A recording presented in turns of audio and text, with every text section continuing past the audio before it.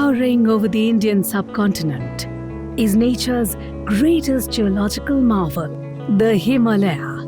These skyscraping peaks have a unique story of birth and evolution. As the youngest mountain ranges on the planet, they are continuously in a state of geodynamic change. In India, the Himalaya holds great significance. Millions depend on the complex interactions of exogenic and endogenic processes for their sustenance. For over 50 years, one institute has worked tirelessly in some of the most challenging terrains and environments in the world, conducting structured investigations of its orogenic geology and natural resources, mitigating natural hazards like earthquakes, landslides and floods, and guiding us in responding to climate change. The Wadia Institute of Himalayan Geology.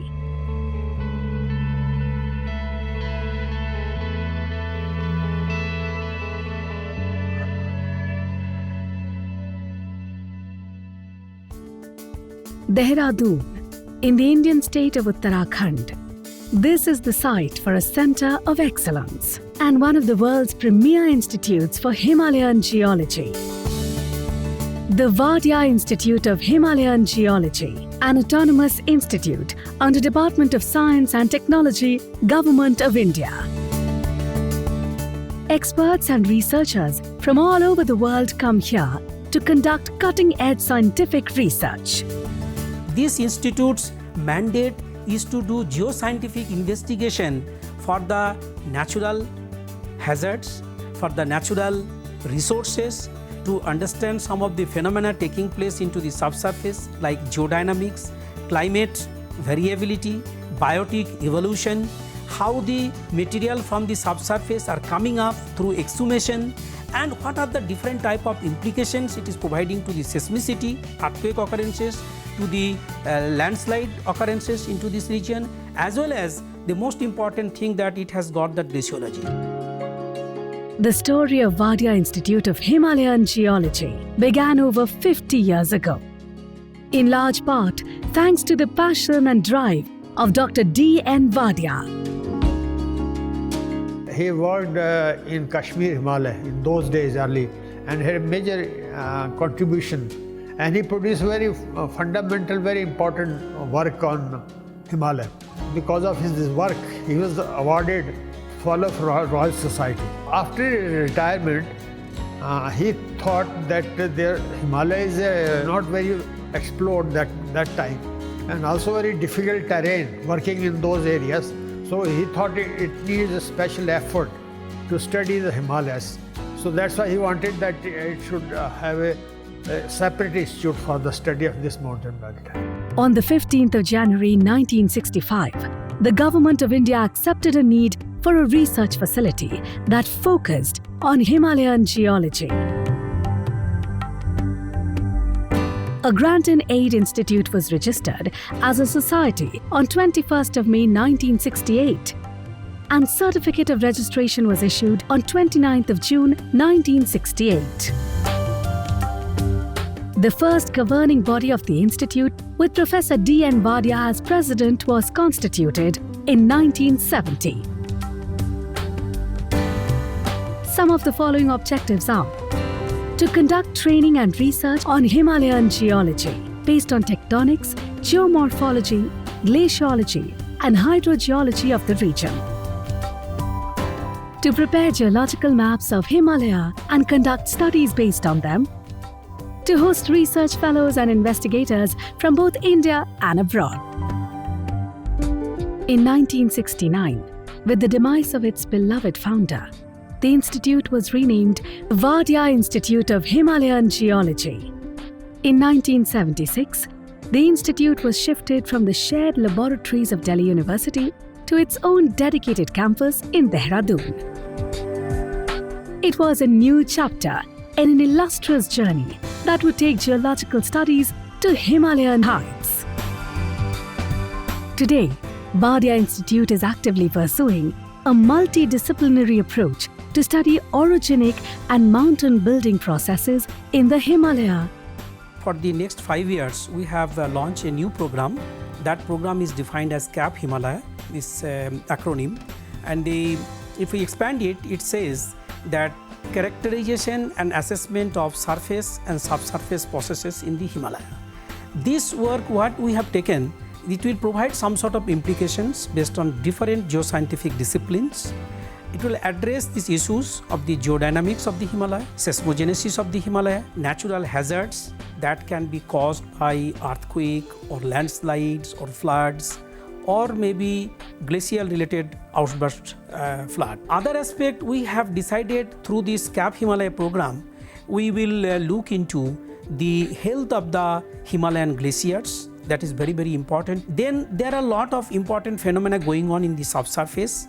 Mantle upwelling, there will be some sort of paleo events has taken into the past. We like to understand sedimentary process as well as the climate variability. So all these things will come under one umbrella.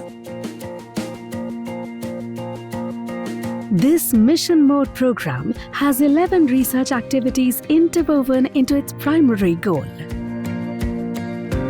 Arguably, our knowledge about Himalaya has grown in leaps and bounds in the last 5 decades. Wadia Institute has been key to this, with far-reaching contributions in mapping the Himalaya, conducting integrated studies on Himalayan glaciers, researching seismic networks and earthquake studies, landslide and flood hazard studies.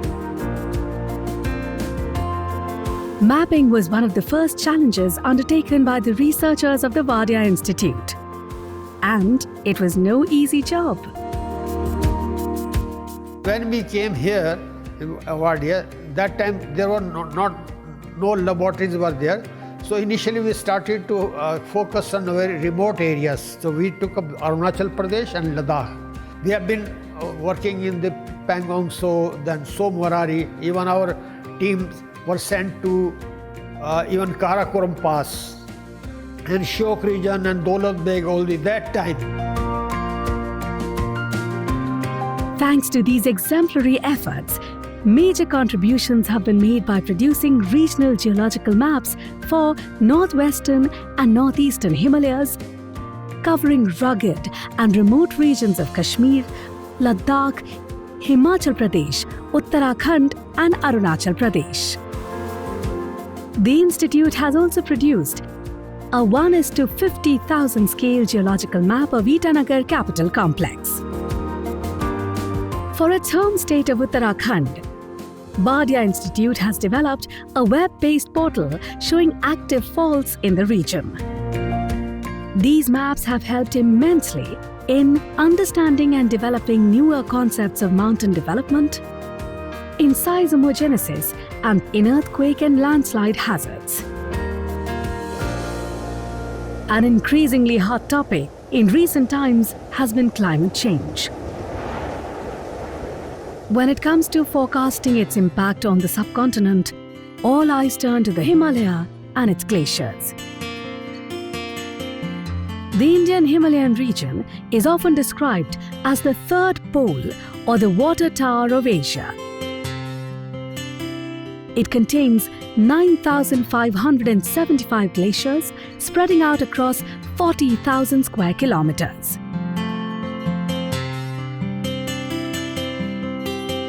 In 1985, the Wadia Institute initiated studies in the Himalaya Karakoram glaciers, embarking on multidisciplinary and multi-institutional expeditions between 1986 and 1989. Between 1991 and 2003, teams monitored the Dokriani and Chorabari glaciers. We ran a glaciology study, Dokrani Bamak Glacier. For 10 years, we monitored around the year. This study, we were the first to find out that there was a recession of 20 meters per year. And now this data became internationally recognized. This data regarding the rate of glacial recession was used as a seminal reference for the UN Global Climate Programme. It underscored the critical importance of doing research dedicated to glaciology.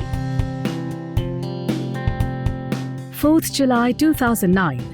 The Center for Glaciology is established at Vadia Institute of Himalayan Geology, Dehradun. Currently, the institute is monitoring 10 glaciers in Uttarakhand, Himachal Pradesh and Jammu and Kashmir, as well as 3 glaciers in Karakoram.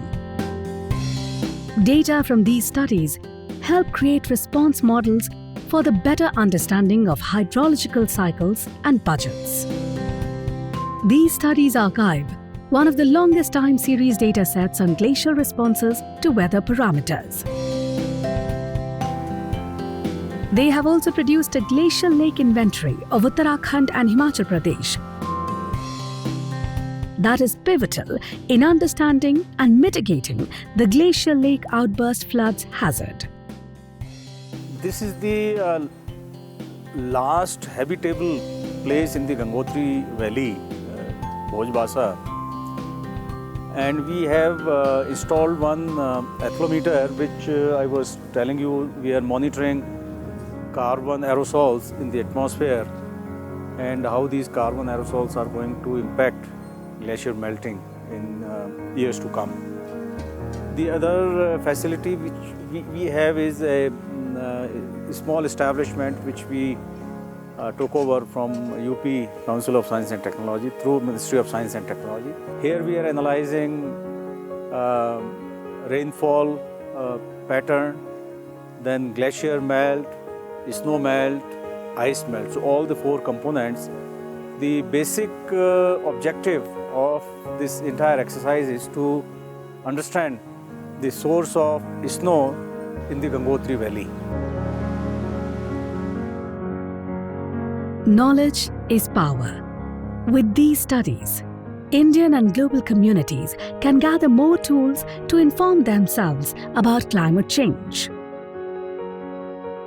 Perhaps one of the most dramatic and earth-shaking features of the Himalaya geology is its unique seismic nature. As the planet's youngest and most volatile formations, these mountains have far-reaching consequences on populations even hundreds of kilometers away. Vadia Institute has dedicated countless research and fieldwork hours to unlocking the mysteries of Himalaya's seismicity and seismic networks. We set up a network of seismic station in Kangra region, seismic.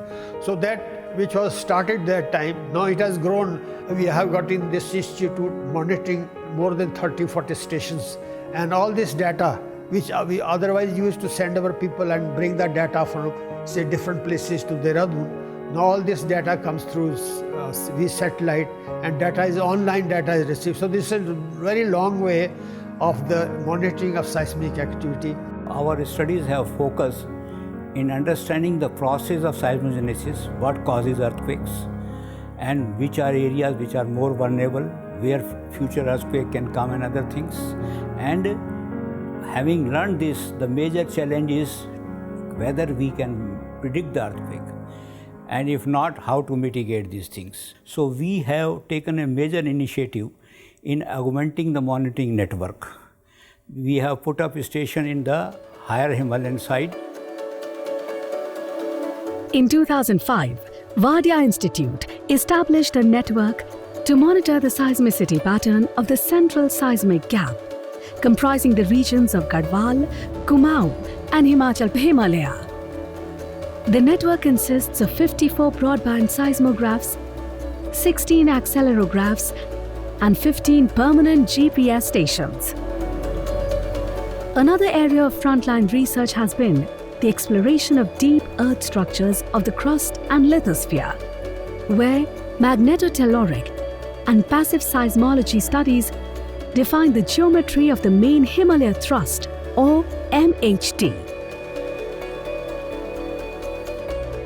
It is the MHT, the main Himalayan thrust, that controls that locales of the large earthquake. So we need to understand the geometry of the MHD so that we will be able to delineate which are the places where major or great earthquakes are anticipated. We have launched a special program or monitoring imaging the internal structure of the earth. We image our interior of the earth in different physical parameters like density, velocity, and electrical properties of rock. That has given us the very good idea on the top of the downgoing Indian plate, what is the geometry, and where mostly large earthquake occur. So having understood this process, our major challenge is to how to predict earthquake.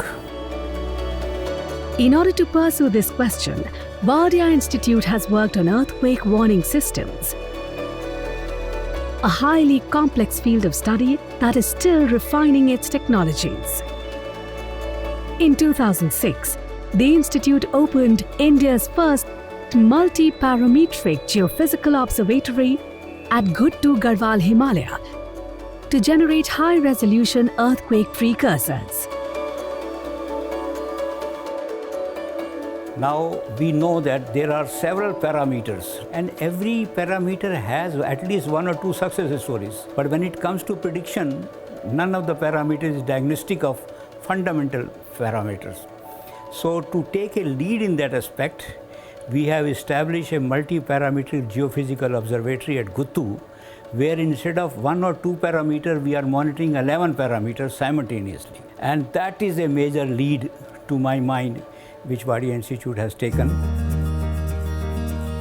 This observatory was able to record precursory data for the Kharsali earthquake of 2007 as well as the 2015 earthquake that hit Nepal.